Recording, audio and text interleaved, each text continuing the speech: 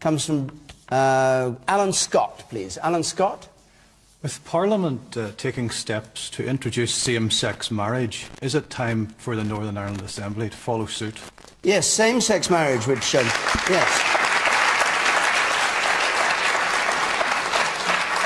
Seems to be not quite so popular in the Parliament here as in the Parliament in... Well, that's not the Parliament here, the Assembly here. Ian Paisley, you better kick off on this, hadn't you? Why ever should I? But, yes, well, look, I'm unapologetic about this. I take a very traditional view on marriage. And I know that it's probably very unpopular nowadays, and I'll be accused of being a dinosaur and being behind history and all the rest of it. But I believe marriage is fundamentally about children. That's about creating children who in turn create society and create family and create society and create stability in that way. And that's my interpretation that I have of it. Now, I know I would be vilified now for having that view. No doubt I'll be accused of being homophobic. No doubt I'll be accused of being close to being racist. And everything else that is nasty and bad in the world, because it is a traditional Christian view. And the reason why Christians are vilified about this point of view is because we're to be scared off from expressing that point of view. But I will express it proudly and honestly because it's how I feel. It's also how, quite frankly, the majority of my constituents feel. Over the last year and a half, I received a postbag on this particular issue, especially whenever the Prime Minister turned from his position of not having this in his manifesto to suddenly making it a primary party policy for the Parliament. I received something like 3,000 individual contacts from constituents saying to me, you must stand up against this. I received 5 letters of opposition to it. And I must say that whilst that's only a vox pop in my own constituency, I believe I'm in tune with the people who sent me to Parliament to say to government, think again about this. It's divisive.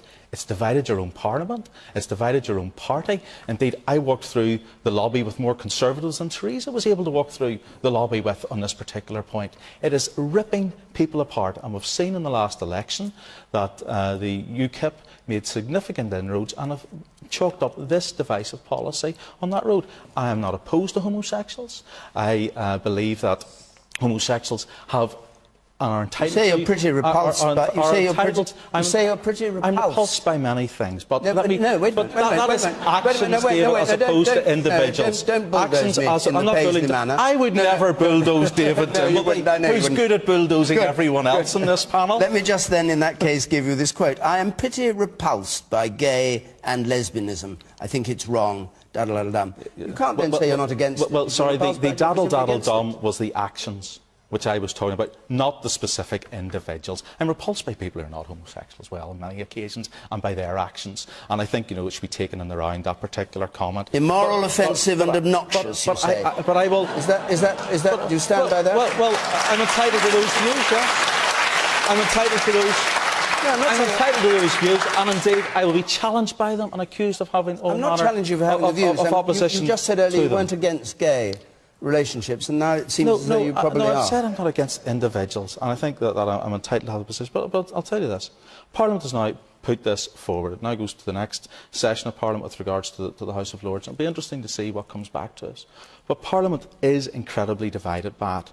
And I think that we've got to recognise that it wasn't in any manifesto, there was no significant mandate, and I can't for the life of me understand why this particular government has decided to champion it at this particular time. But no doubt that's an unpopular point of view.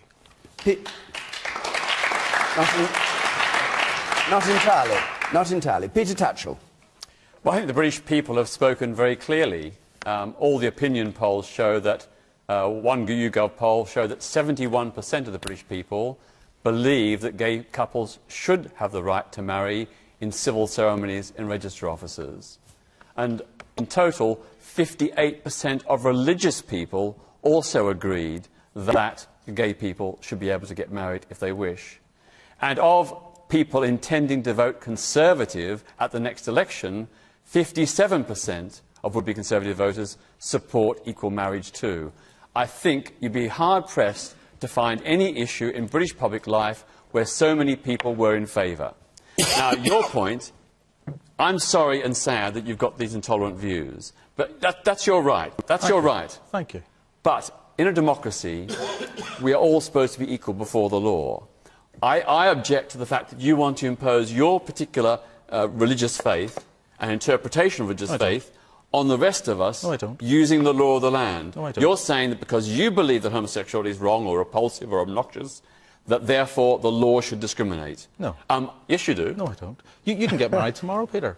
You just can't get married to a man. Well, so you're not being stopped. You're a gay man. You're entitled to get married. Come on. That's below the belt. You're entitled to get married. So the law doesn't stop you. I think most people will see through that. But anyway, the point is, in a democratic society, we should all be equal before the law, and that also includes the right of heterosexual couples to have a civil partnership. And I supported the moves to open up civil partnerships to heterosexual couples, and I'm really sad and disappointed that the government, which claims it's legislating equality for gay people in marriage law, won't support equality for straight people in civil partnership law. That's not consistent.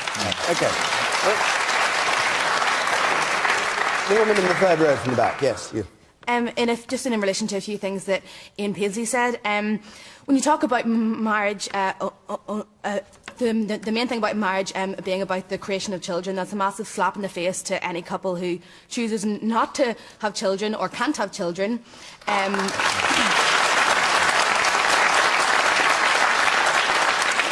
You're shaking your head, but it is. Well, do you want me to answer it? No, just let her make the point. We've got to get round the table. I think that when you're talking about the issue of equal marriage, it was tearing Parliament apart, tearing parties apart. The real things that tear people apart is whenever our politicians are getting up on a public platform and telling young LGBT men and women, and those who don't define in the binary, that being gay is repulsive and obnoxious and disgusting. Right. And I mean, I feel sorry for you that you have those views. And I mean, the equal marriage bill. Look, you made your point. That's fine. But I want to come back to this Northern Irish issue, the element in it, with John O'Dowd. What's going on in the Assembly? I mean, the Parliament in Westminster has not yet passed it. It's got to go to the House of Lords. What's happening here? And how can Northern Ireland stop something that happens?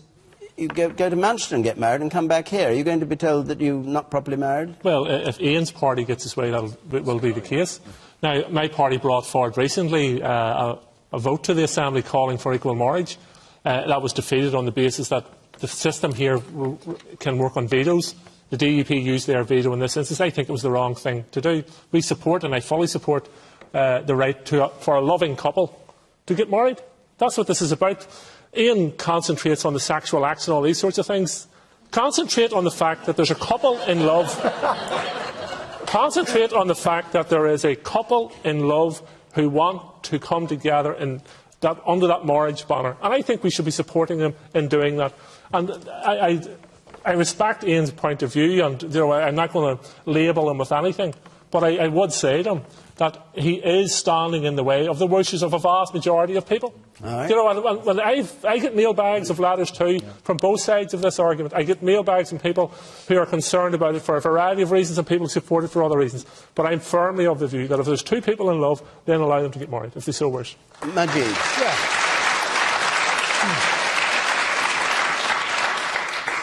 Here. I mean, look, when I was 15 years old, growing up in Essex, as I've mentioned before, look, if somebody came to me and said that the President of America is going to be black, that the most prolific rapper is going to be white, Eminem, and the Conservative Prime Minister is going to legalise gay marriage, I would have laughed you out the room. Now, what does that tell us? What that tells us, Mr. Ian Paisley Jr., is that you're yesterday's news, basically.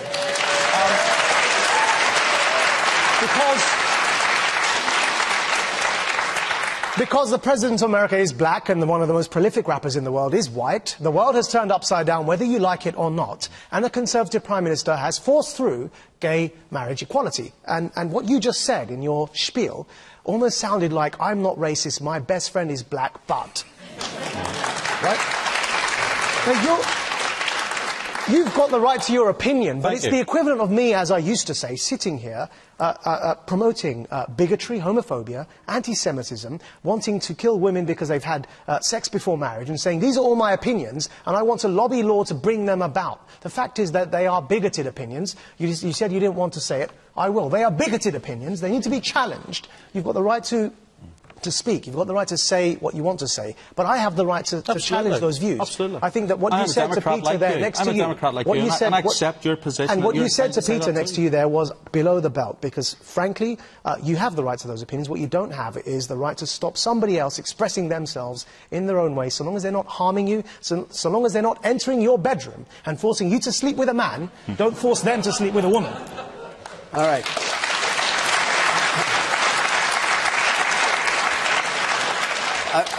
I want to... Is there anybody here who would side with Ian Paisley's view, just so we can... Yes, a man up there, because we don't want a one-sided argument. I don't have hate in my heart.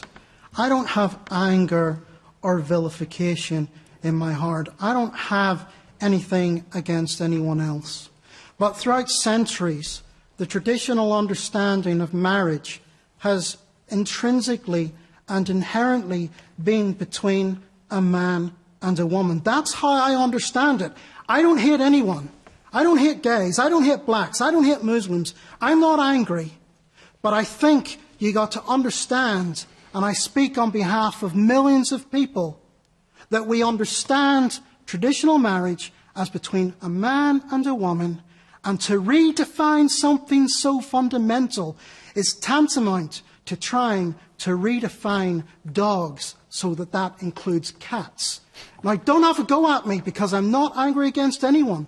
I'm standing up for what I believe is the traditional way of marriage. All right. Well, can I say... No, hold on a second. Theresa Miller's Conservative Party would once have taken exactly that view. I'm an ex-swivel-eyed loony, just for the record. You're what? I'm an ex or former swivel-eyed loony. Oh, you are, right. OK. Well, the reason why I voted for equal civil marriage is because I'm a great supporter of marriage as an institution. I think it helps support relationships, it helps keep couples together and support families. And I simply didn't think I could justify denying access to that institution merely on the grounds of someone's sexuality. I believe that... I was very struck when I was in Derry, Londonderry, just a few weeks ago, where there was a lecture as part of the City of Culture programme, and Sir Ian McKellen gave the lecture. And he just pointed out how, over the last 30 years, steadily, bit by bit, the legal discrimination against the gay community has been dismantled. But there is this one last bastion that had yet to be dismantled, and that was the law on marriage. It is a difficult issue. I respect people's views on this. It is, of course, vital that no religion, no church, no faith is compelled to conduct same-sex marriage, but it is a vital step forward in removing any stigma that could be attached to gay relationships, and it sends a strong signal to young people who may be grappling with their sexuality, who may be confused, who may be seeking acceptance, that it is okay to express themselves in whatever the way they want to. And I think it was a good day's work when the House of Commons voted for equal civil marriage. News up there. We were once told that Northern Ireland was as British as Finchley, but yet Northern Ireland is being left out of this same-sex marriage bill. You know, either we have the same British rights and liberties as the people in Finchley, or not. You know, are we British or are we not?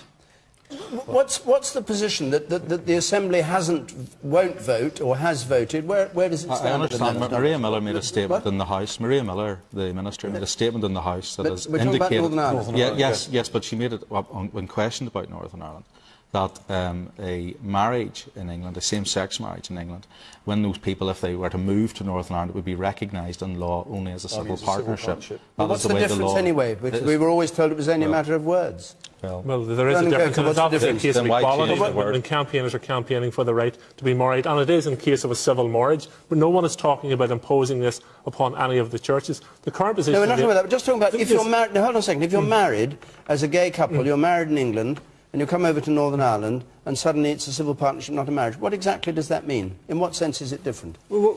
Sorry, what does it mean? Well, it's in relation to, if you want it in terms of the legal definition, it's in relation to inheritance and no, because inheritance is there in the civil partnership. There is inheritance rights are there. No, it's not. I don't think any of you know. I don't think anybody's explained this. David, I think you actually need to ask Maria Miller, because it's Conservative Party policy, because they introduced it on Tuesday night. If it doesn't matter, then you'd hope that Northern Ireland would accept it, but I think people should be able to choose. If same-sex marriage is available to couples in in England and in Wales and in Scotland, then it should be available to people in Northern Ireland. And what I'd say to the Northern Ireland executive is to think again and to actually allow that to happen. This is about love. It's about equality before the law. And people in Northern Ireland should have the same rights as everybody else across the rest of the UK. And that's what I want to see happen. Okay. You sit down here. I'll come to you, Peter. Yes. You're saying it's about love and you're saying it's about equality. But how can you have something that's defined as a same-sex marriage? How do you define that when right at the start the definition of it doesn't add up? It's not equal. And Ian Paisley Jr. actually made a point that you have a male and a female. Male and male is not equal to male and female. That just does not add up. You're saying about love. You can commit adultery with a woman because you love her. It doesn't make it right.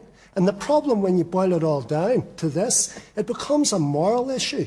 It becomes a moral issue. And you're talking about what churches say or what churches should do.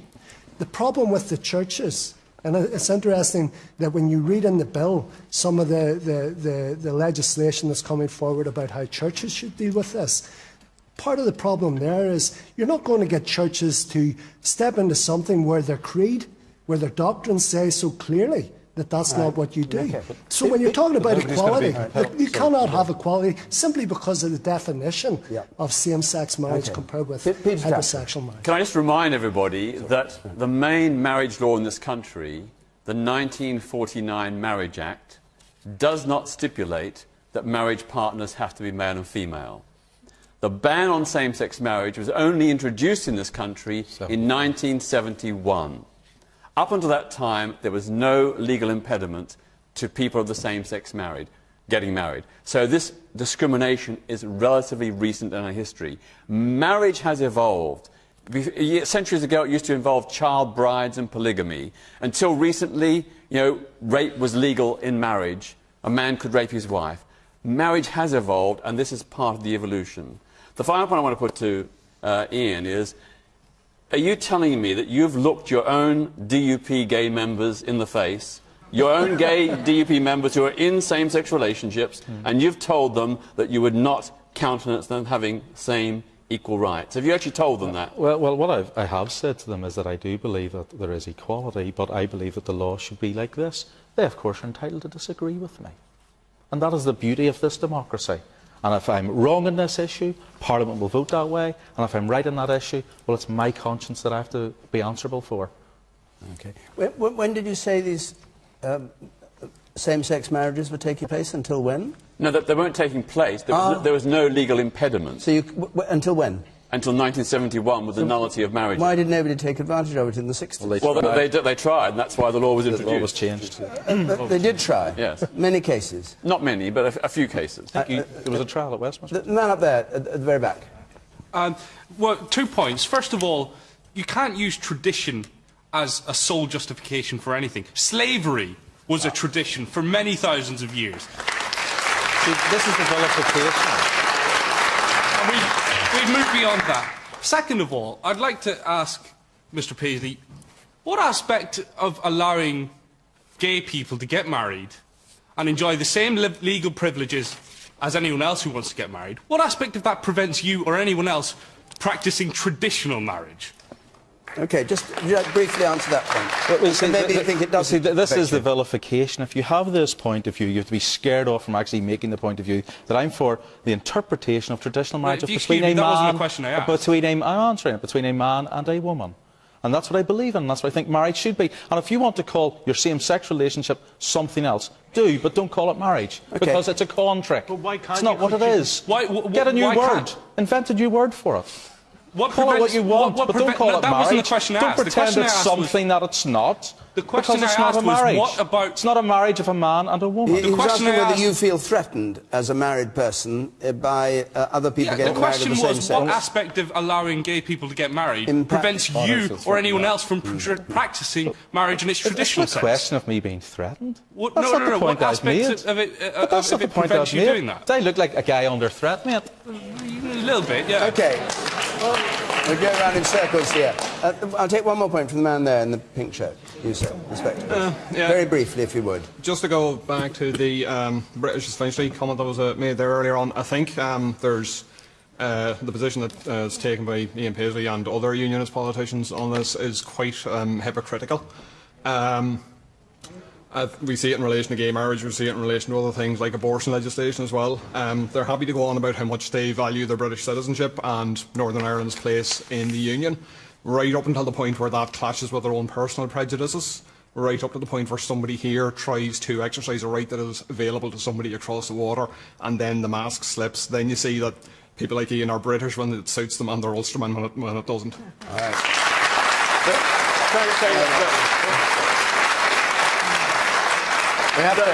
The subtext of those who are opposed to same-sex marriage is that they don't believe gay people are fit and worthy, and that's profoundly and deeply offensive.